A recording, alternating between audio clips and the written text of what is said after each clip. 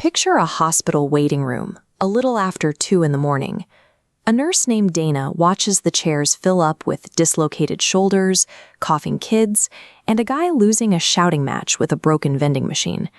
Dana doesn't bother checking the news to figure out why tonight feels so unhinged.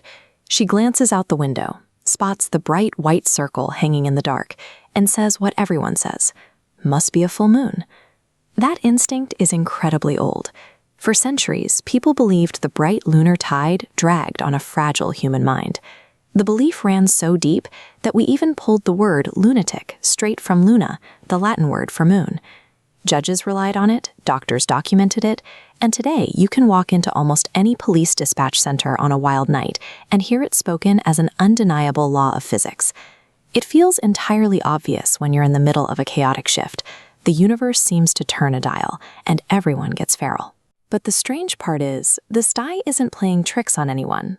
The real source of all that strangeness is quietly happening inside the building. Because the belief is so widespread among professionals, researchers decided to look for the proof. In 1985, 2 psychologists named Rotten and Kelly gathered 37 separate studies on the lunar effect and pooled all the data together.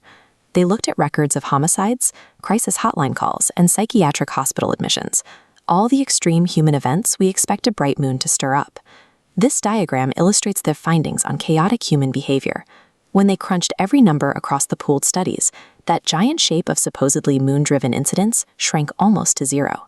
The face of the moon explained less than 1% of the variation in the data. The crimes don't spike, and the waiting rooms don't flood. The moon rises, and the numbers stay stubbornly flat. So, if evidence shows the full moon causes 0 spikes, why does a nurse still look out the window and feel certain it does? The answer isn't in the sky. It's in how a human brain handles a messy world. The mind operates as a relentless pattern-making machine. It absolutely despises random, unexplainable chaos, and it constantly searches for a thread to tie unrelated bad luck together. Once it finds a suspected culprit, it falls into confirmation bias.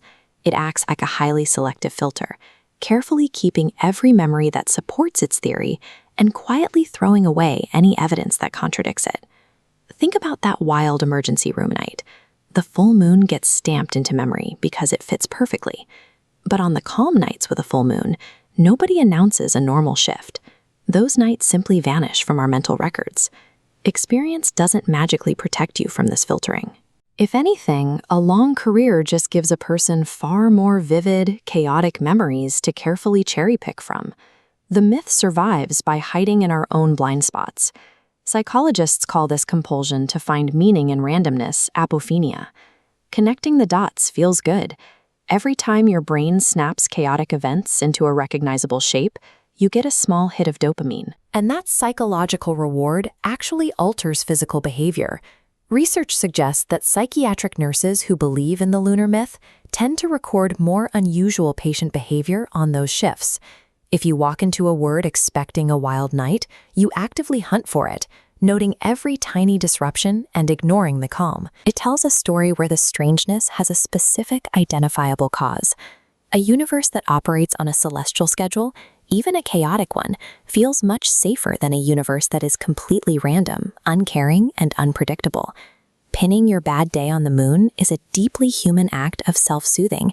It is how an intelligent, exhausted person gets a handle on a modern world that rarely makes sense.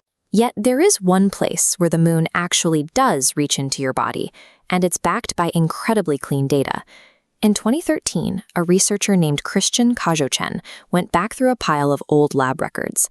He matched the sleep patterns of volunteers up against the lunar calendar. Crucially, the volunteers had no idea the moon was being tracked, making the results perfectly unbiased. This line graph maps sleep depth during those trials. As the timeline aligns precisely with a full moon, restorative sleep plunges 30%. Melatonin drops too. Adding a secondary data layer reveals 0 light exposure. This all happened in a windowless lab. This acts as a kind of biological fossil. Thousands of years ago, before electric lights drowned out the night sky, a full moon was bright enough to keep people awake if they were sleeping outdoors or under thin shelters. The celestial body above us doesn't emit a mystical force that tips a fragile mind into madness. It simply triggers an ancient biological clock. one that quietly robs an entire population of marginal sleep. Look back at that waiting room through this new lens. Nobody in that building is cosmically cursed. Instead, half the people standing around that broken vending machine are likely running on 20 fewer minutes of sleep. An overtired human brain naturally develops a shorter fuse. Patience thins out, judgment wobbles, and emotions spill over a little faster, perfectly mimicking a room full of wild, inexplicable behavior. The full moon acts as a giant mirror. It reflects our deep, constant need to build dramatic, cosmic stories out of ordinary, boring human exhaustion. So the next time your group chat spirals and you feel the urge to blame the stars, try to catch yourself in the act. Look at that instinct with a little wonder. You are getting a live look at your brain doing exactly what it was built to do. If this changed how you look up at the night sky, make sure to subscribe and give this video a like. Share it with that friend who blames every bad week on the vibes, and drop your wildest full moon story in the comments below. The real magic of the lunar effect is knowing the truth behind it. The mystery never lived out in the freezing vacuum of space. It was always the human mind looking up.